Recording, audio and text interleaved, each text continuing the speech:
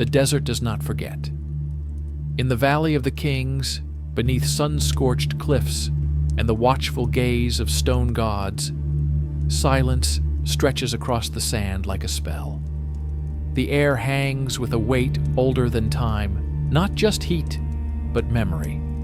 Something waits here, buried not only in stone but in myth, sealed not only by brick but by oath.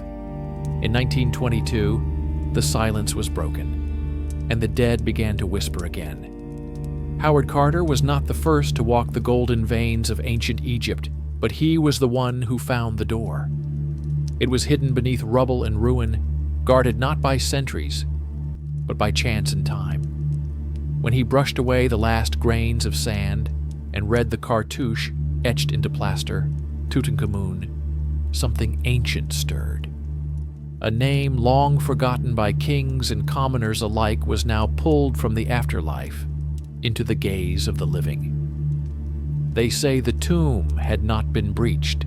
They say it was whole, untouched by grave robbers, preserved like a secret, still hot with magic.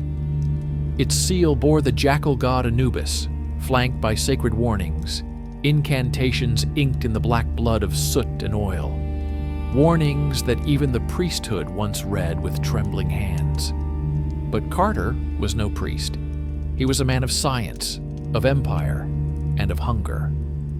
What followed was one of the greatest archaeological discoveries in human history, and perhaps its most cursed. Within the tomb lay wonders that defied comprehension. A sarcophagus of solid gold, chariots for a journey through the stars, sandals for a boy king's ghost feet, knives forged from meteorite. But also something else, a stillness, a presence, as if the walls were watching, as if breath stirred behind the painted eyes of the gods. The world watched in awe. Crowds gathered in Cairo and London to glimpse the treasures of a forgotten dynasty. Newspapers spilled ink like wine, proclaiming a miracle. But then, a few months after the tomb was first opened, the miracles turned. Lord Carnarvon, Carter's patron, and the man who funded the search, died suddenly. A mosquito bite turned septic. His dog howled and collapsed the same night, thousands of miles away. The lights in Cairo flickered out. Rumors bloomed like black roses. The Pharaoh had taken his revenge. More deaths followed. A string of acquaintances and attendees of the excavation suffered strange, often inexplicable fates. Some collapsed without cause. Others wasted away from sudden fevers. One man was found poisoned in his London apartment, an inscription from the Book of the Dead pinned beside him. Another leapt from a balcony, claiming he saw Tutankhamun in his dreams, calling him downward. The press coined it quickly, the curse of the Pharaoh. At first it seemed like a story made to sell papers, but as the list of dead grew longer and the pattern more uncanny, even skeptics began to wonder. Had Carter and his team, in their triumph, trespassed upon a living covenant? Egyptians had always believed that words held power, that names were more than identifiers. They were fates. To speak a name was to breathe life into it. To write a curse was to bind spirit, to act. And so the tombs of pharaohs were often inscribed with complex spells, not to protect their treasure, but to protect the sanctity of sleep itself. Disturb that sleep, and the tomb does not forget. But there is another truth buried deeper still, a truth not about mummies or plagues, but about memory and myth. What if the curse was not supernatural but psychological?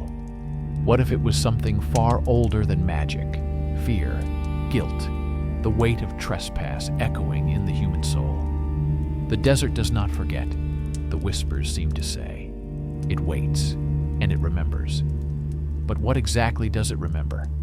Not just the boy king, long dead and embalmed beneath layers of linen and myth, but the rituals, the oaths, the ancient compacts struck between the living and the divine.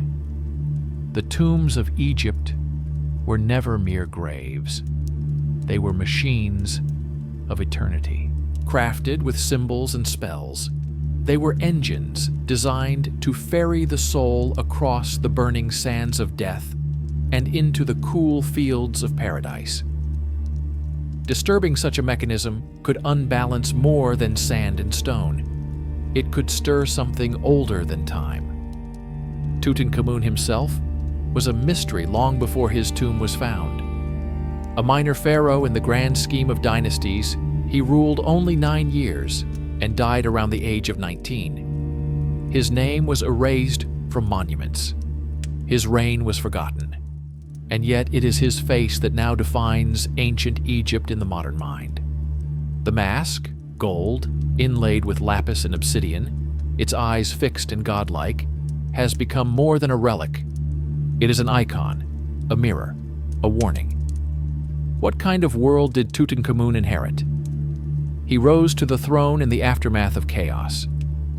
His father, the heretic Pharaoh Akhenaten, had tried to upend centuries of religious tradition by worshipping a single god, Aten, the sun disk. He shuttered temples, cast down statues, and declared war on the priesthood of Amun. The result was spiritual civil war. Egypt was torn not by sword, but by faith. When Tutankhamun came to power, his advisors, wise and ruthless, reversed course. The temples reopened. The old gods were reinstated. The name Akhenaten was struck from history, and Tutankhamun, barely more than a child, was used as a symbol of return, a divine puppet, placed to placate the gods and heal the land. But healing does not come without a cost. The tomb speaks of that cost in silence. Every item placed beside the king was part of a ritual, a symbol, a code. Miniature boats for crossing the underworld. Weapons not for battle, but for spiritual defense.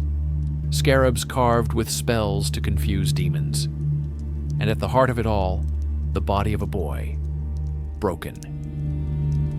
Modern science reveals that Tutankhamun suffered from multiple congenital deformities.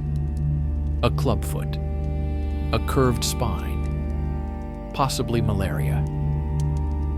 He walked with a cane, over 100 of which were found buried with him. Some speculate he died in a chariot crash. Others believe it was blood infection or genetic disease. But perhaps the real cause of death was something less physical, a slow withering under the weight of divine expectation. A god in life, yet still just a boy. And so his tomb, hastily built, tucked beneath the cliffs like an afterthought, became a vessel for vengeance, not his own, but the vengeance of an era, of a people who had buried more than a king. They buried shame, heresy, secrets, and with the burial came a warning: do not disturb, let the dead keep their mysteries. But in 1922, the modern world cracked that seal, not out of necessity, but curiosity, not with reverence, but with possession. The artifacts were cataloged, photographed, shipped. The tomb was lit with electric lamps. The old shadows fled, but they did not vanish. They clung to the objects, the air, the memory, and then came the dreams. Several members of Carter's team reported strange visions of burning eyes, of shifting walls, of voices in unknown tongues. One man, a photographer, claimed his film caught images he had not seen with his eyes. A figure at the edge of the frame, always turned away. Another assistant awoke nightly with sand in his bed, though the room was sealed tight. Skeptics dismissed these as the effects of stress, heat, and suggestion. But what if suggestion is the very mechanism by which curses work? Not through magic, but through meaning? Because perhaps that is the curse. Not death, but the knowledge that some doors were meant to stay shut. And once opened, a door does not easily forget the hand that turned its handle. In the sacred geometry of ancient Egypt, A tomb was not a place of rest. It was a temple of transformation. The rituals carved in its walls were more than decoration. They were spells designed to guide the soul across an invisible map.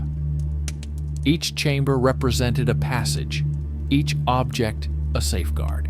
The tomb was a language, and to enter it without knowing how to read was to risk mispronouncing a word of great power. Howard Carter read stone and artifact, but he could not read omen. As artifacts flowed outward, golden statues, ebony thrones, alabaster vessels, painted boxes sealed with cord. Something older moved inward, the public saw glory. But Carter began to sense another presence, not in the tomb, but in his dreams. The boy king did not speak. He stood at the edge of sleep, neither accusing nor forgiving, just watching, as if waiting to be understood. The curse was never a single event, but a chain of impressions, unfolding slowly, like a ritual performed backwards. It crept into the lives of those who came too close. Not all died, of course, but those who lived often found themselves changed. There was the translator, who abandoned language and fled to a monastery. The conservator, who went blind in one eye after cataloging the mask. A radio technician who claimed the frequencies in the tomb hummed intelligibly at night, whispering phrases he could not forget. Science looked for explanations: bacteria in the tomb, mold spores disturbed by the first breath of fresh air in 3,000 years. But no single theory could explain the synchronicity, the timing, the pattern. Death alone does not frighten us. Patterned death does.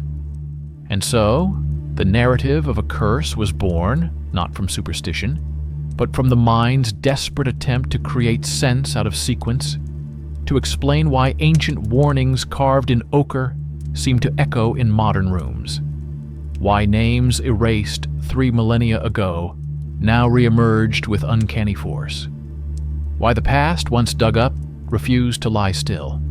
But there is a deeper layer still, one not found in hieroglyphs or X-rays, but in archetype.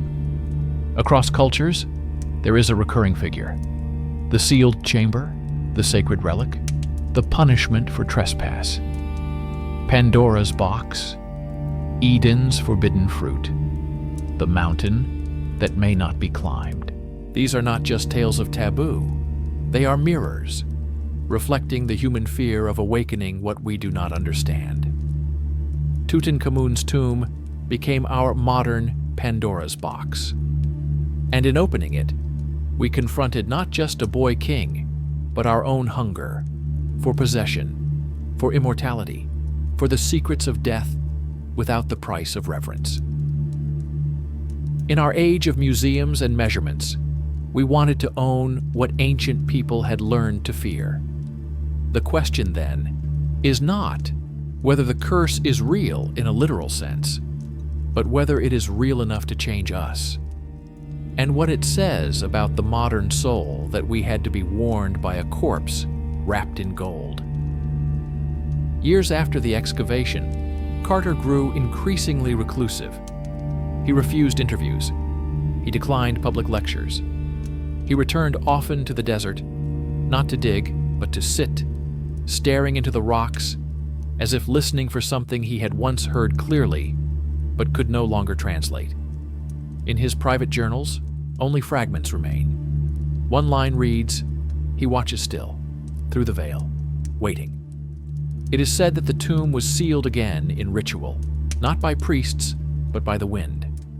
Sand crept back into the doorway, stones shifted, the paint began to fade. And still, the mask stares outward, serene and terrible. Some say the curse ended. Others say it merely changed shape. For the dead do not need vengeance when they are remembered as gods. And Tutankhamun, once a forgotten name scribbled hastily on clay tablets, became a god not through worship, but through fear and fascination. His face, immortalized in gold and stone, now haunted not only museums and memory, but something deeper: the modern subconscious. What was meant to be a resting place for one became a shrine for all, a reflection of the line between reverence and intrusion. It is here that the story begins to change shape.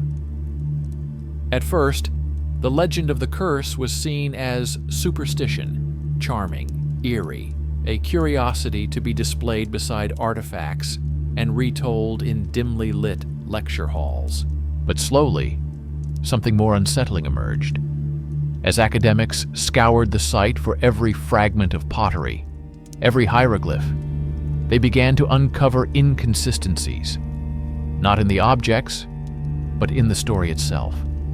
Why was such a minor pharaoh buried with such immense wealth? Why was his tomb the only one left undisturbed for millennia?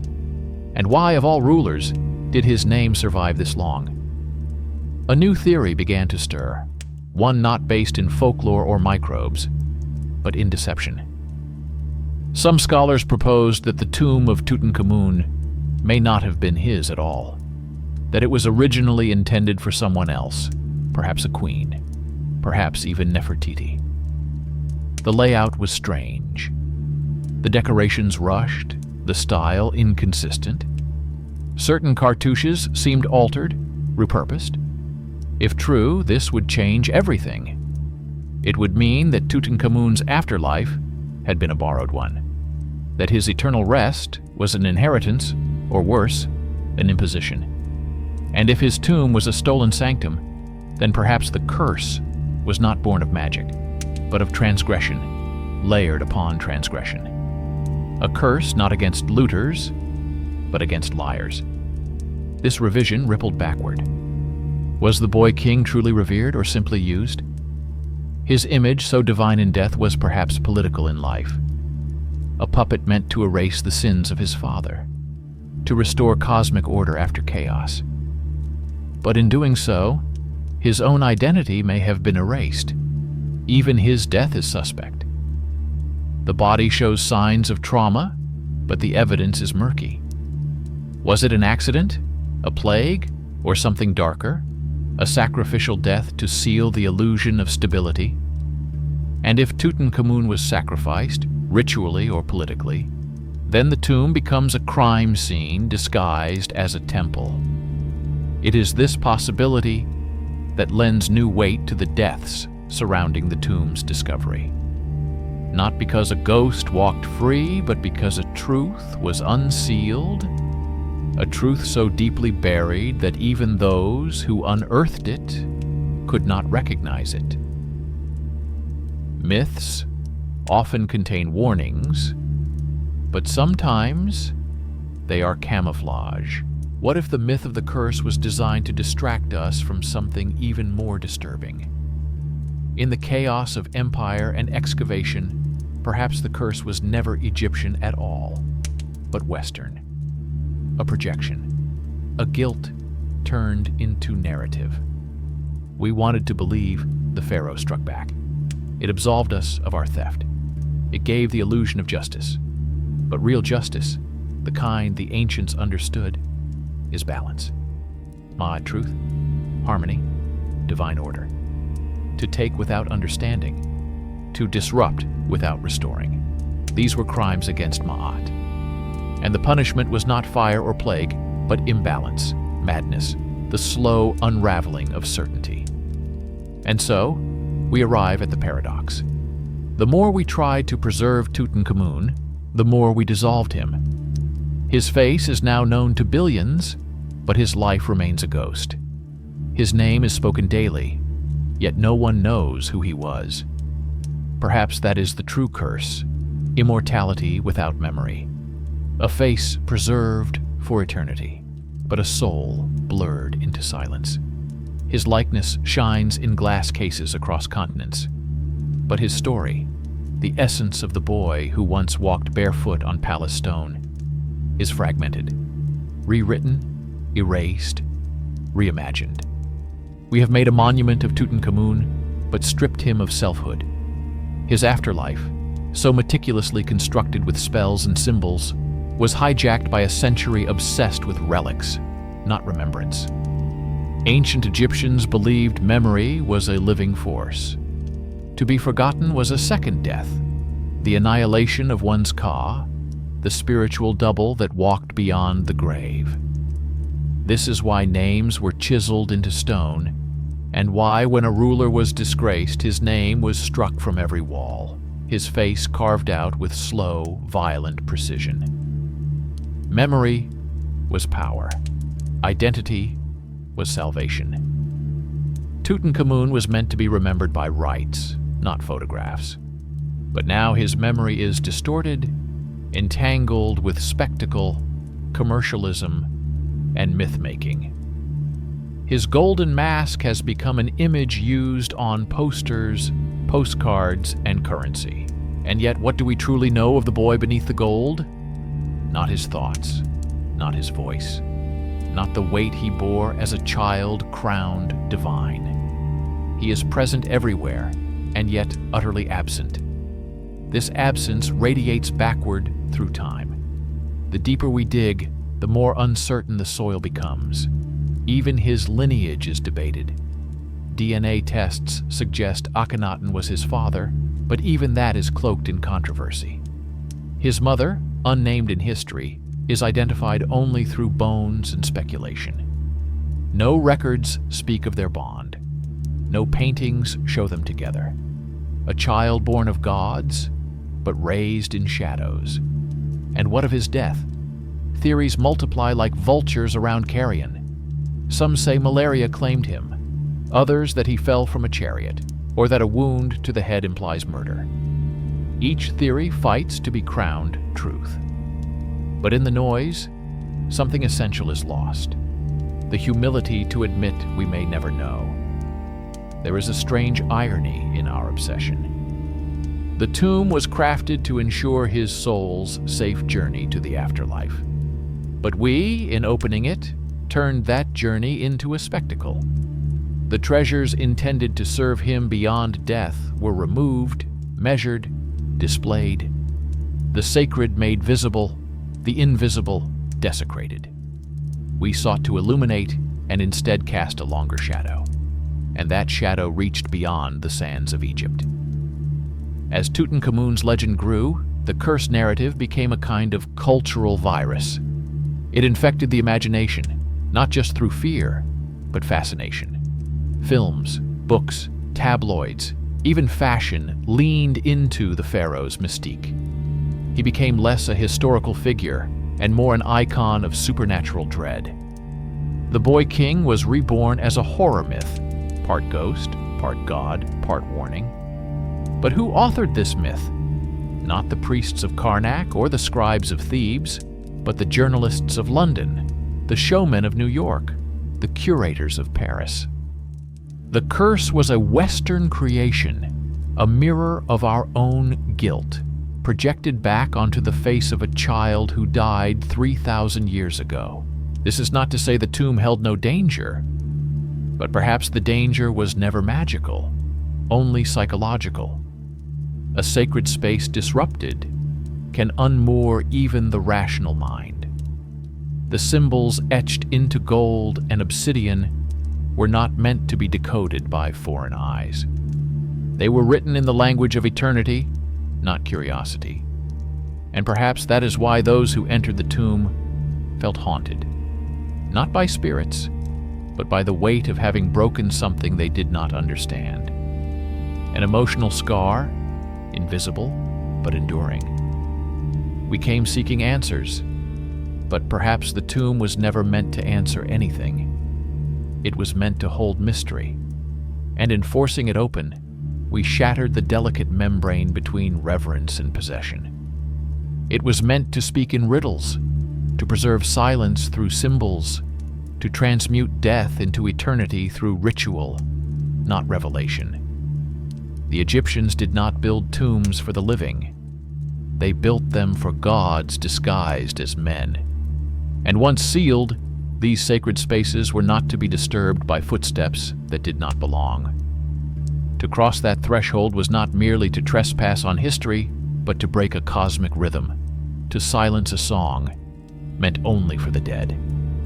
And yet, in 1922, that rhythm was broken. The moment Carter pierced the seal, he changed more than just archaeology.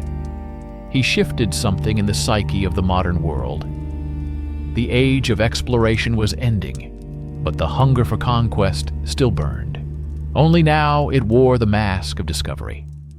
The tomb of Tutankhamun became the last great frontier of wonder, and the first to be televised, serialized, consumed.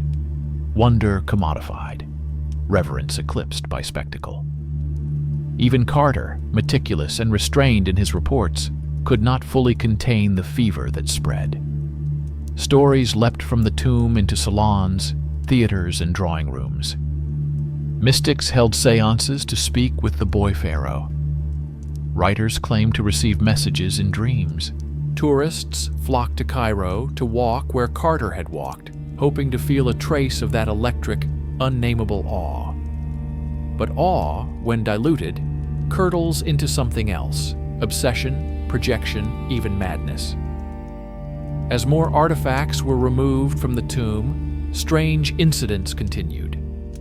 A museum guard in Berlin collapsed after handling a funerary statuette. A British diplomat who arranged the transport of relics drowned in shallow water under perfect weather.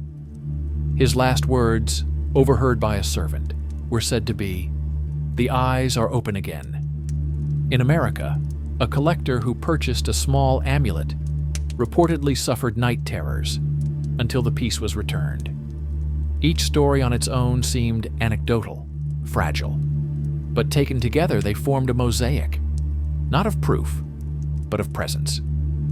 There is a concept in Egyptian magic known as Heka, the force that binds the visible to the invisible, the spell that makes things real.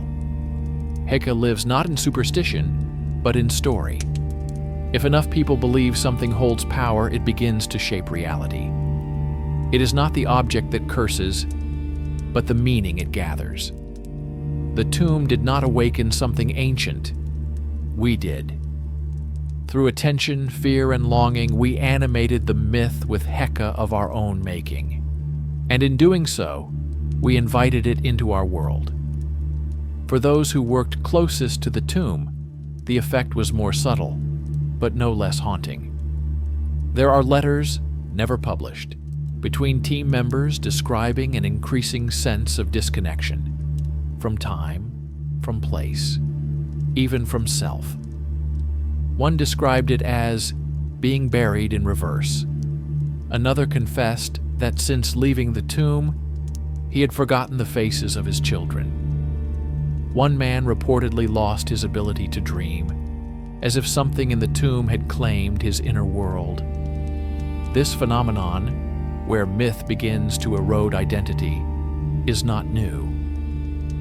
Across cultures, those who handle the sacred without preparation often suffer what shamans call soul loss. A hollowing out, the cost of touching the divine without armor. In this way, perhaps the curse was not vengeance, but protection. Not a punishment, but a boundary. A warning, inscribed in the language of anomaly. The tomb was not lashing out. It was sealing itself again, not with bricks, but with consequence. And still, the world watched. Because even as the deaths mounted, even as fear rippled through the corridors of museums and embassies, we could not look away. The boy king had returned, not to rule, but to remind. But what was he reminding us of? Perhaps it was not simply the sanctity of tombs, nor the weight of history, but something deeper, the fragility of boundaries, between the living and the dead, between reverence and greed, between memory and myth. Tutankhamun, embalmed in mystery and sealed in sacred geometry, emerged not as a ruler reborn, but as a symbol of everything modernity had chosen to forget. And as with all symbols, his meaning began to evolve. In the decades following the excavation, the curse no longer confined itself. to the realm of the tomb. It followed the artifacts like a phantom stowaway. In France, an art historian who had briefly worked on the Tutankhamun exhibit claimed to see gold flickering in mirrors, not as reflection, but as presence. In Tokyo, a museum curator awoke to find sand scattered across his bedroom floor. No windows were open, no source could be found. Each account, isolated, could be dismissed. But across continents, a strange pattern began to emerge. Those who came too close to the objects often reported changes in perception. Time slowing, shadows lengthening, the subtle but persistent sensation of being observed. This wasn't haunting in the conventional sense. It was environmental, like entering a magnetic field of forgotten belief. Psychologists offered rational explanations: mass suggestion, cultural imprinting, the power of narrative to distort cognition. But deeper voices, spiritual scholars, occult historians, suggested another view: that certain relics act as spiritual conductors. They do not contain spirits, but amplify the latent energies within those who encounter them. The tomb, then, was not just a grave, but a mirror chamber, magnifying what lies dormant in the soul. And in Tutankhamun's case, that mirror reflected hunger. Not his, but ours. The hunger of an age that seeks meaning in possession, that confuses wonder with ownership, that mistook the sacred for spectacle. The curse was not a chain of tragedies. It was a diagnosis of a civilization that no longer knew how to kneel. Consider the tomb's architecture.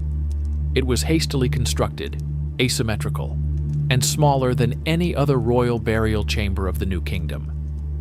Yet it was filled with a wealth that surpassed imagination. A contradiction, a rush to honor or to conceal.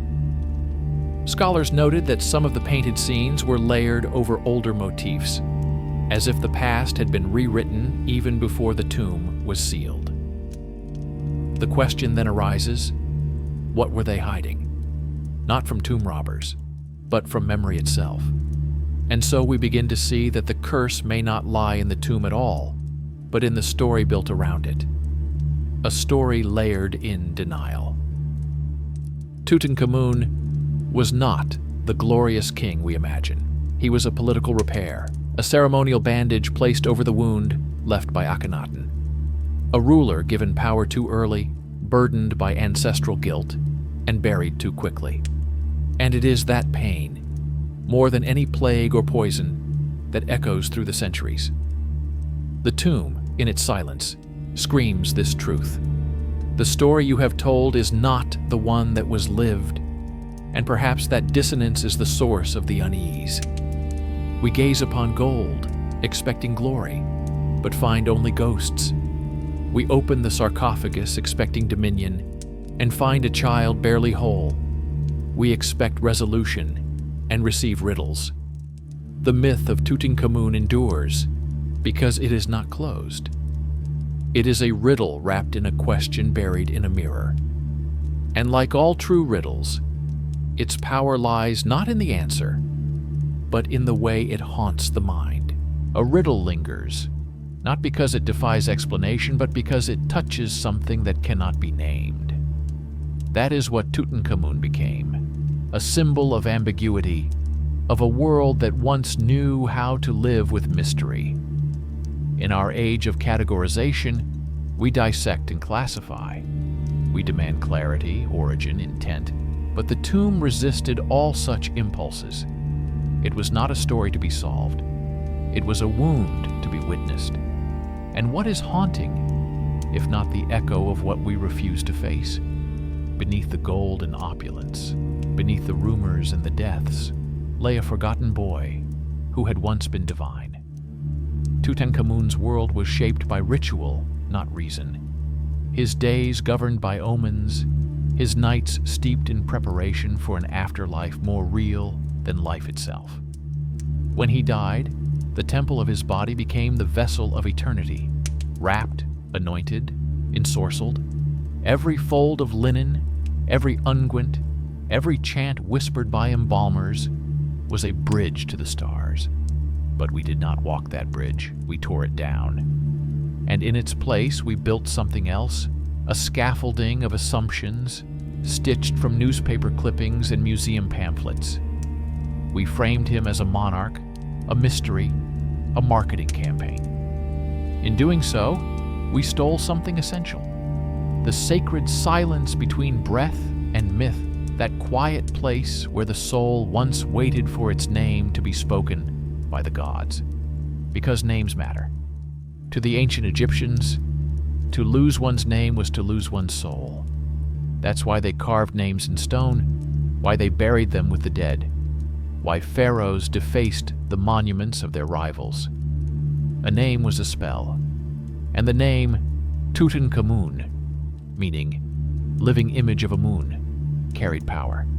But whose image did he truly reflect?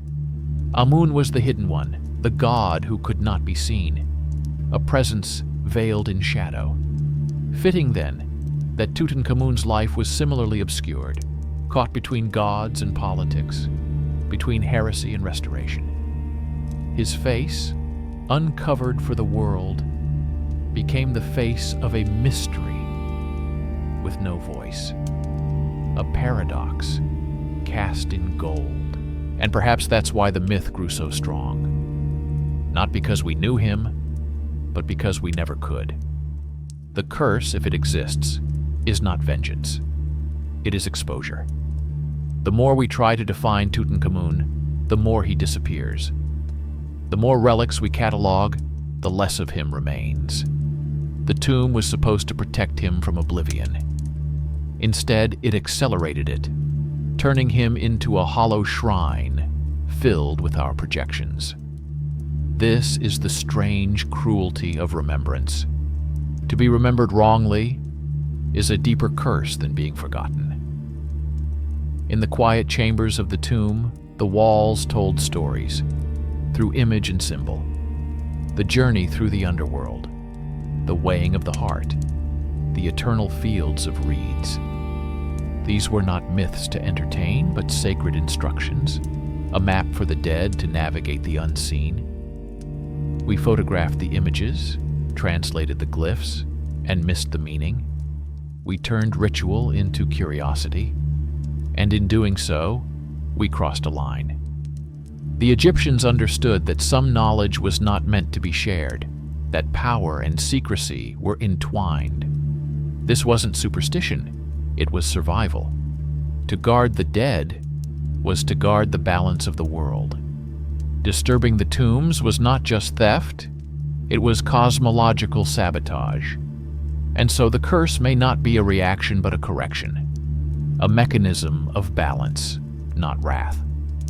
What we experience as misfortune may simply be the cost of violating an older order, an order that was never ours to decipher, never ours to break.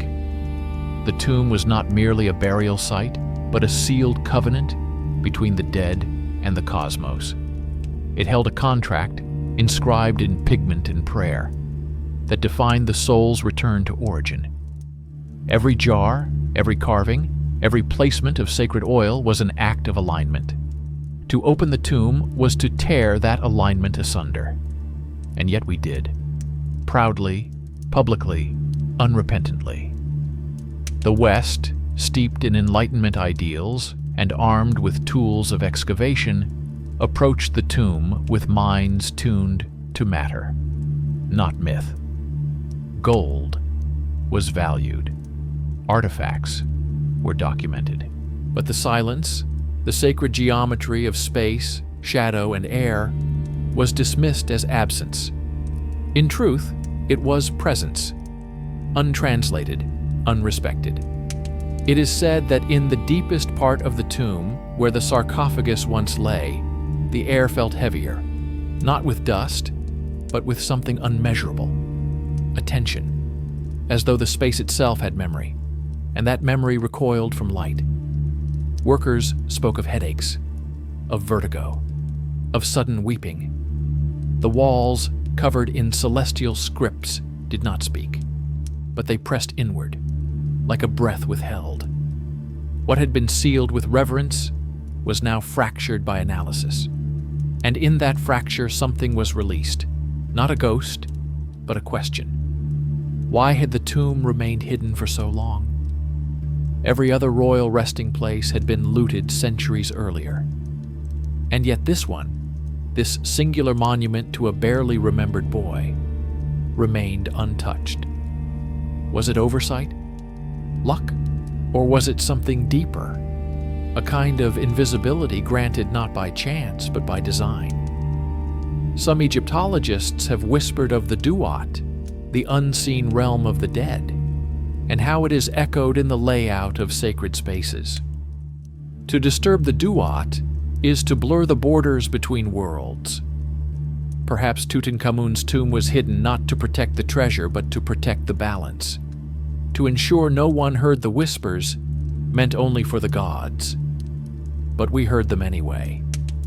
In the years following the excavation, reports of strange phenomena extended beyond the immediate circle of Carter's team. Tourists who visited the artifacts spoke of uncanny dreams, night terrors. One woman claimed to hear chanting when standing before the funerary shrine. Another fainted at the foot of the boy king's sandals, claiming she had seen his reflection move, though the glass was still. Rationalists rolled their eyes, but the pattern persisted. These were not isolated reactions. They formed a quiet chain. Moments of psychological rupture that defied conventional diagnosis. What if the relics are not haunted, but haunting in themselves? What if they carry an energetic residue, not a presence, but a pressure? A demand to be seen as they were meant to be seen, not through the lens of curiosity, but through the lens of awe. It is here the myth of the curse takes on its truest form, not as punishment, but as mirror. The curse does not fall upon the thief. It grows within the heart of the forgetful. It reflects what we are unwilling to confront: our hunger, our desecration, our need to dominate that which was never ours. Tutankhamun, the boy king lost to history, returned not as a god of judgment, but as a symbol of rupture, a quiet figure wrapped in linen and secrecy, who now commands the gaze of millions, not by power but by enigma. And perhaps that is why his image endures, because deep down, we know the tomb should never have been opened, not because of fear, but because of reverence. And now that reverence must be relearned. But how do we relearn reverence in a world that consumes instead of contemplates? The tomb of Tutankhamun was never meant to be a spectacle. It was meant to be a whisper, a message in the dark, a pact between spirit and stone, written in silence and protected by centuries of unbroken sleep. And yet we opened it with flashbulbs and notebooks, with museum glass and travel posters. Reverence was replaced with replication, and the myth, once sacred, became merchandise. Yet something deeper still resists. Within the heart of that resistance lies a truth too ancient to name, that mystery, once profaned, does not vanish. It retreats. It waits. It watches. The golden mask of Tutankhamun is no longer just an artifact. It has become a portal. Every time we look into those obsidian eyes, we are met not with answers but with a question. What have we done? Because reverence is not just a feeling. It is a posture of the soul. And to stand before death without reverence is to invite misalignment. That is the real curse, not an external affliction, but an inward unraveling. A forgetting of the sacred architecture that once held the world in balance. The Egyptians called this balance ma'at, a principle beyond morality, a cosmic rhythm of justice, order, and harmony. To violate Ma'at was to open oneself to chaos, to isfet, the primal disorder that waits just beyond the veil. Every ritual, every prayer, every brushstroke on a tomb wall was an act of alignment with Ma'at. And so, disturbing the tomb was not merely an archaeological act, it was a spiritual dissonance, and dissonance demands resolution.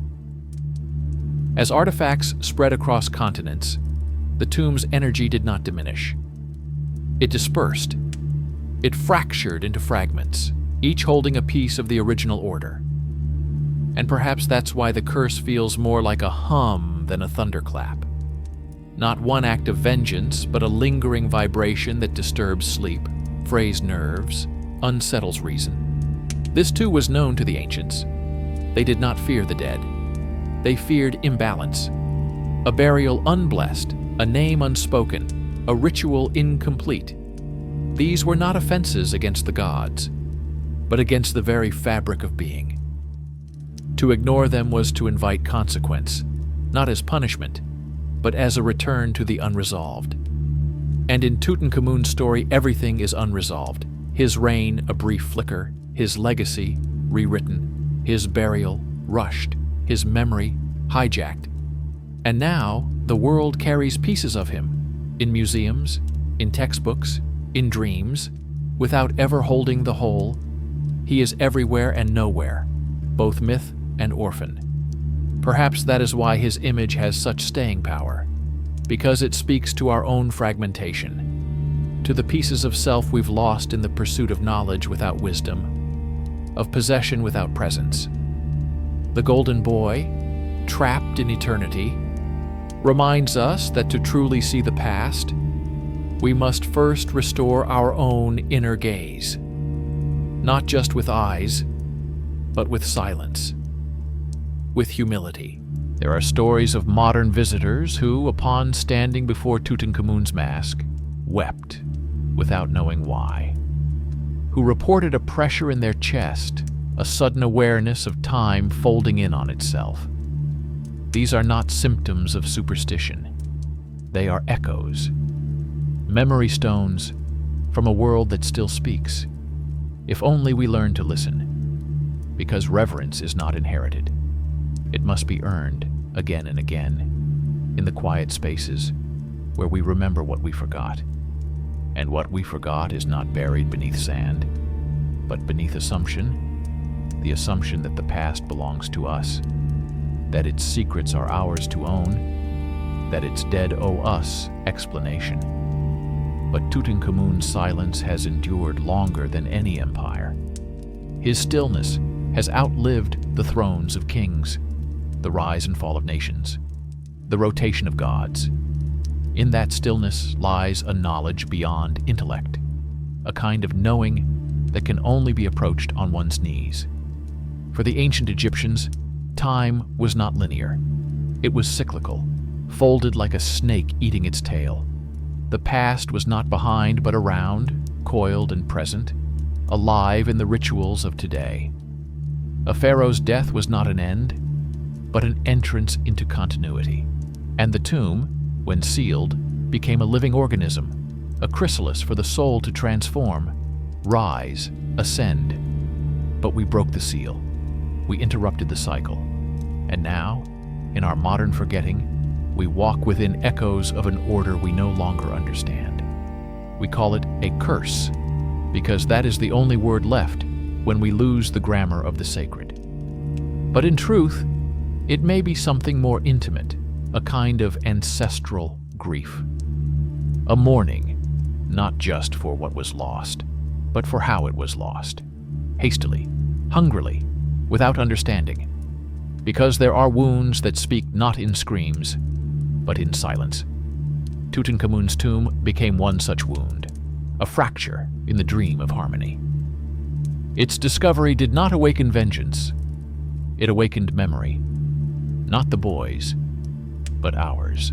The collective memory of reverence, awe, and the long-forgotten art of listening without conquest. And yet, the pull remains. To this day, millions gaze upon the relics of the tomb, the chariot wheels, the lotus-shaped chalices, the funerary bed shaped like a lion. Each piece tells a story, but each story has been filtered, translated, diluted. We see them through glass, lit by fluorescence, their magic transmuted into metadata. But every artifact holds another version of the boy, not the historical figure, but the symbolic king, the sacred child, the mediator between realms. He was not just a ruler, he was a vessel. The Egyptians believed the Pharaoh was Horus in life and Osiris in death, a living bridge between the human and the divine. His tomb, therefore, was not a crypt but a cosmic engine, designed to return him to the source. And in opening it, we disrupted not just bones and gold, but myth. We stole a page from a book we were never meant to read aloud. And yet, the book does not close. Each decade brings new theories. CT scans of the mummy reveal new wounds. DNA tests raise new questions. Was he sickly? Was he betrayed? Was he cursed before we ever found him? Or did the curse begin the moment we gave him a narrative he never authored? Because perhaps the greatest desecration is not theft, but fiction. To tell a story in place of the truth, to overwrite a soul with symbol, to turn a life into legend without consent. This too is a violation. And it is this violation that may echo through the curse. Not punishment from beyond, but a mirror held up to ourselves. So when we speak of Tutankhamun, we must ask, are we telling his story or our own? And perhaps it is both. For in every myth lies the hand of its maker. And in every gaze upon the mask, we glimpse not just the boy king, but our reflection, fragile and unready, still searching for the sacred among the ruins. As if somewhere beneath the dust and plaster, beneath the shattered seal and catalogued relics, a whisper still waits. A voice not of a boy king, but of a civilization that knew death not as an end, but as a threshold. The sacred was not a place, not a shrine, not even a god. It was a way of seeing, and that way has been lost. What we now call a curse may be nothing more than the ache of a forgotten sight trying to return. Tutankhamun's tomb was the eye of a forgotten worldview. Within its painted chambers, reality bent. Jackals guarded the thresholds. Anubis guided the breathless. Osiris welcomed the risen. The dead were not gone, they were in transit. The tomb was a map, a theater, a sacred machine. We entered it with boots and notebooks, but what it required was ritual. What it offered was transformation. We took gold, but we did not take the journey. The sarcophagus, nested within shrine after shrine, was designed like a womb, each layer a veil between worlds. At the center lay the boy's body, swaddled in linen, cradled by time. When Carter found him, the resin poured over the wrappings had hardened into black stone. It had to be chiseled away, not unwrapped, but broken. The final seal of privacy shattered, and what emerged was not a triumphant resurrection, but a fragile corpse, a broken leg, a compressed chest, a distorted skull. For decades, debates raged. Was he murdered, crippled, diseased? But behind every hypothesis lay a deeper wound, that no one had asked what the soul might need, only what the evidence could prove. Because the myth of science, too, can become a desecration. To dissect is not to understand. To measure is not to honor. We spoke of cause of death, but not of meaning. We examined the funerary objects, but not the silence between them. We explained the burial, but never questioned its urgency. Why was it done so quickly? Why were certain artifacts reused? Why was the tomb so hastily finished, its walls still wet when painted?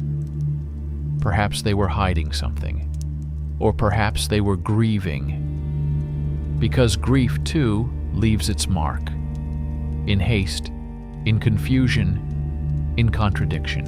And Tutankhamun's burial bears all of it. A sacred chaos. A ceremony that didn't have time to breathe. And in that liminal breathlessness, we find the myth's true seed. Not vengeance, but unfinished mourning. That is why the tomb pulses with unease. It was never completed.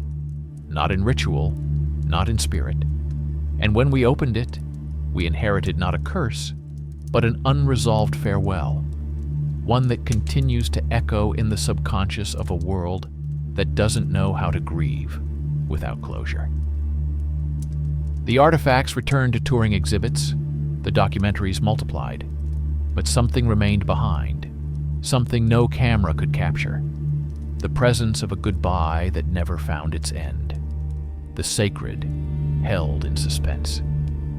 And maybe that is why, even now, a century later, we still speak of the curse. Because it's not a spell. It's a memory. A memory that does not belong to the past, but to the soul. A memory of what it means to treat death with honor, to walk quietly, to leave mystery intact. We broke the seal. We disturbed the order. But the story is not over. The tomb still breathes, and through its breath, it speaks. But not in words, not in any language we can name. It speaks in the weight of silence pressed against the chest. In the way the air feels different when one stands too long before the mask. In the quiet shiver that moves through crowds in the museum halls, though no draft can be found. It speaks not to the intellect, but to the ancient part of us. The part that once knew how to listen without needing to speak. The part that once knelt before death as a teacher, not an enemy. Because Tutankhamun's tomb is not just a story about Egypt. It is a mirror to something buried within us all. The part of the soul that still remembers the sacred. That part does not fear the tomb. It recognizes it.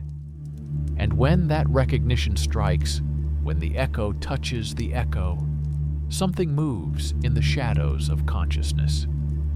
Not dread, not grief, but longing. A longing for alignment. In the West, we built cathedrals for worship. In ancient Egypt, they built tombs, not as places of decay, but of renewal. Each burial was a choreography of cosmic rebirth. The soul did not sleep, it journeyed, it changed, and the living had a duty to protect that passage with ritual precision. Tutankhamun's tomb was one such vessel. When we shattered it, we stepped not into history, but into a sacred drama still in motion. We entered in the middle of the story, and the story resisted. It fragmented. It laced itself into other myths, in dreams, in tragedies, in strange coincidences. It lived not in the sarcophagus, but in the consequences. And it continues to live because the ritual was never completed. The farewell was never final. There's something archetypal in the figure of the boy king. A child crowned too young. A life ended too soon. A name hidden and restored. He carries the weight of both innocence and destiny, a symbol not just of royalty, but of vulnerability made divine. Perhaps that is what draws us. Not the gold, but the paradox.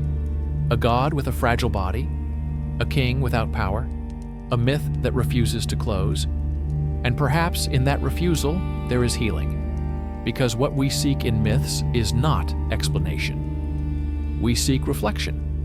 We want to know that our longings, our griefs, our hopes are not anomalies, but ancient, that others before us have felt the same ache, have stood before death, and asked the same impossible questions. Tutankhamun, in all his silence, answers none of them, but he holds the questions, and sometimes that is the more sacred act, to hold without solving, to witness without conclusion, to remember that reverence is not about answers, but about presence. In that presence, something begins to shift. The mask becomes more than a relic. It becomes a threshold. The tomb more than a chamber. It becomes a pulse in time. Not a remnant of a lost world, but a remnant of a world still waiting to be remembered.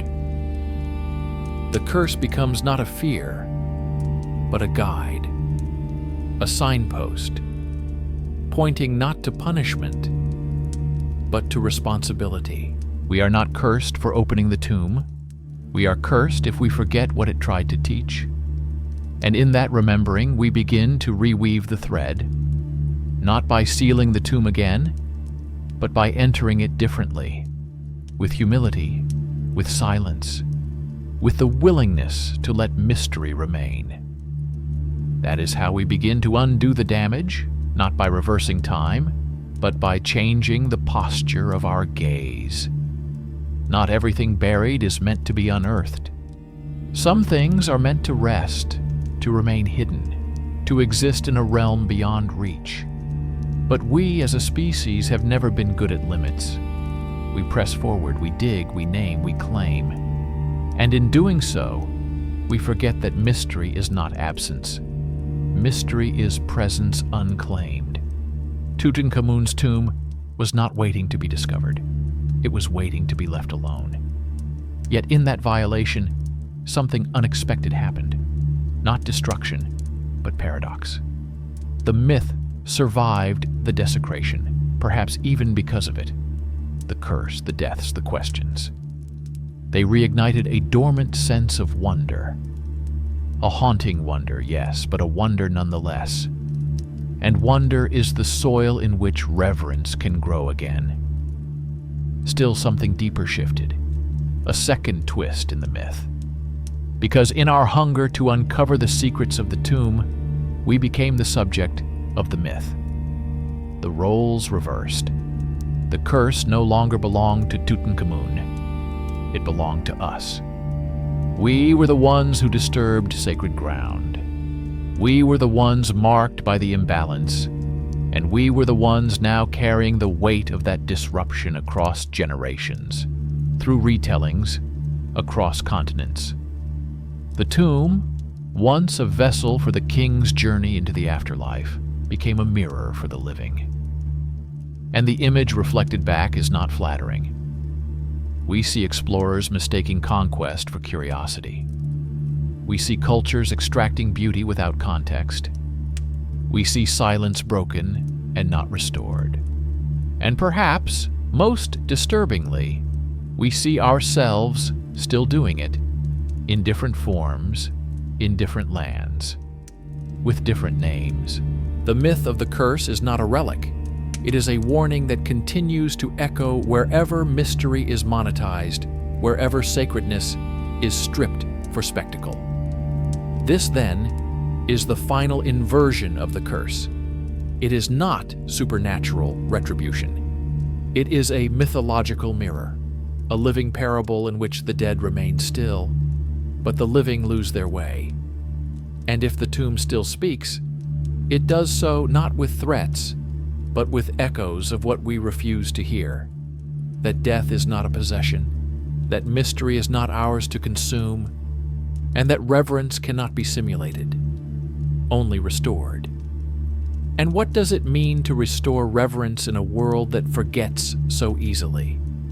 It means walking slower in the presence of the ancient, speaking softer where bones once lay, remembering that knowledge is not the highest form of wisdom, wonder is, that the unseen matters as much as the seen, that the stories we tell shape the soul of our civilization.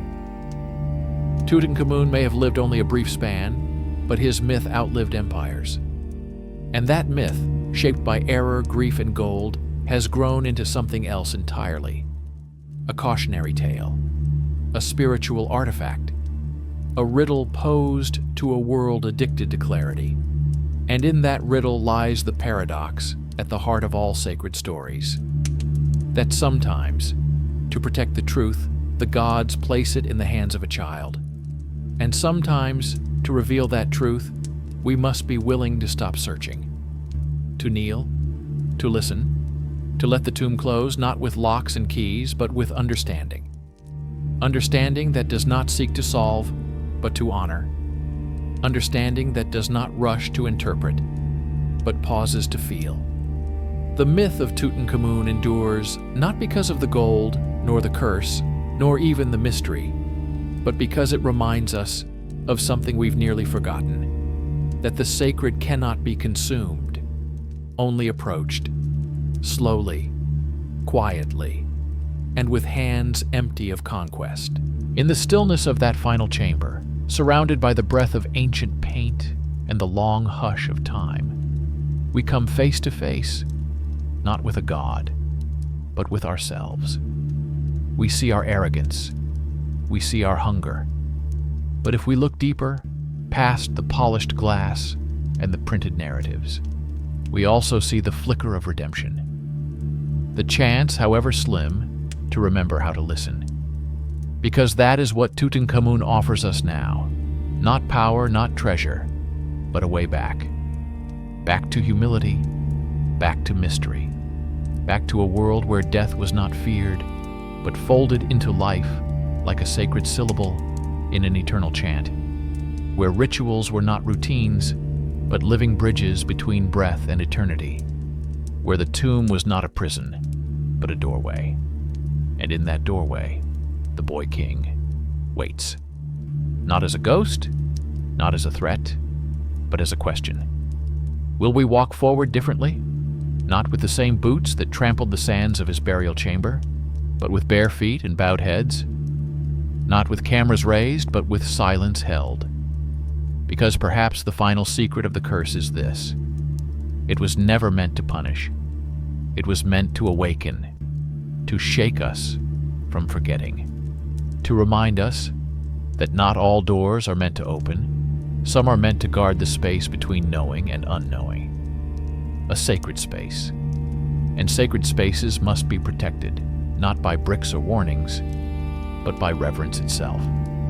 We cannot undo what was done. The tomb is open, the relics scattered, the myth retold 1,000 times, but we can choose what comes next. We can choose to see the story not as one of horror, but of healing. A long path back toward balance, walked step by step through shadow, through silence, through the echo of a name once spoken in divine breath. Tutankhamun, not just a name, a mirror, a myth, a memory. And in honoring him, perhaps we begin to honor something deeper, the forgotten art of restraint, the lost language of awe, the hidden music of mystery that once hummed through the bones of the earth. And so, the tomb does not truly close. It remains a threshold, but now we know how to approach it, with understanding, with wonder, and with the willingness to let the story remain unfinished, not out of ignorance, but out of respect. This is not the end of the tale. It is the return of listening. Thank you for walking with me through the desert winds of time and into the silent heart of the Pharaoh's tomb. If this journey has stirred something ancient in you, a flicker of memory, a breath of awe, I invite you to stay with us. More stories wait in the shadows, more truths wrapped in riddles. Subscribe to Forgotten Lore, and let us continue this pilgrimage together. As always, thank you for your time, your presence, and your listening.